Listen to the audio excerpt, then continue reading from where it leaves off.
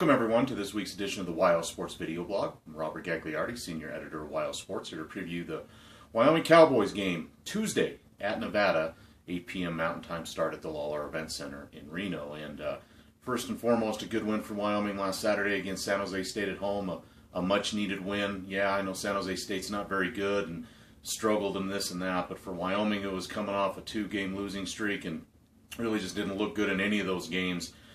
Third straight game without Larry Nance Jr. Just to get a win and just get that bad taste out of their mouths, I thought was very, very good and very much needed for this group.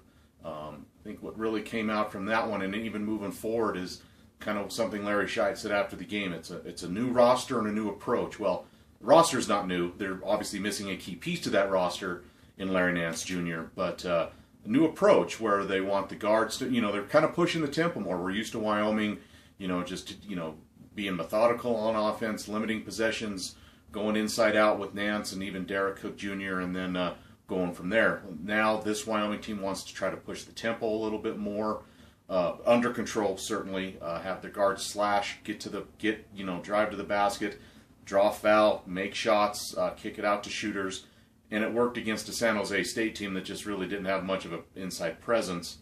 But this game on Tuesday is going to be different because Nevada does have an inside presence. A.J. West, junior forward, is one of the best rebounders in the league. One of the leaders in the league. Averages a double-double. One of the best offensive rebounders in the country right now.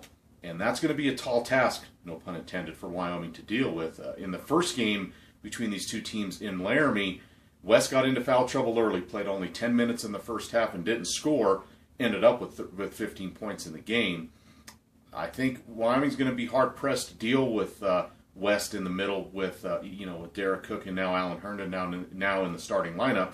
Not that those guys aren't good players, but West is a big, thick post player who can do a lot of damage, especially on the glass. That's going to be a key for Wyoming in this game. Actually, in the first game in Laramie, Wyoming had an edge in offensive rebounds and overall in rebounding. If they can hold their own on the defensive end in rebounds and limit the offensive chances from Nevada, that'll be huge. Nevada averages nearly 17 offensive rebounds a game. West alone averages around 6 or 7. That's going to be key. And in any game, hitting shots will be key. Wyoming shot 56% against San Jose State.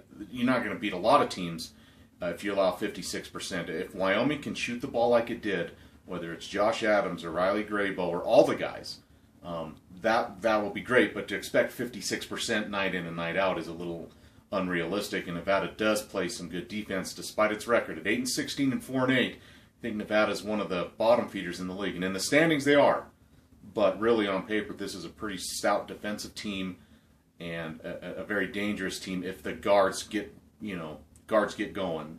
Nevada's not a great jump shooting team, but Wyoming struggled against perimeter teams. The last three opponents have each made 10 three-pointers against the Cowboys. They can't allow those guards to get going, because if that's the case, that makes the inside even more dangerous, and that would really tie Wyoming up a lot. So I like Wyoming's chances to grind it out, especially if Josh Adams continues to play like he did. But going on the road, I think Nevada's going to be motivated. I'm picking the Wolfpack in this one, in a fairly close one once again. Go Nevada 68, Wyoming 63. But I've been wrong on these before, so hopefully this is another instance of that. So that'll do it for this week's edition of the WyoSports video blog. For more on University of Wyoming sports and also high school sports, see the Wyoming Tribune Eagle and Laramie Boomerang, and log on to wyosports.net. Thank you very much. Enjoy the game, everybody.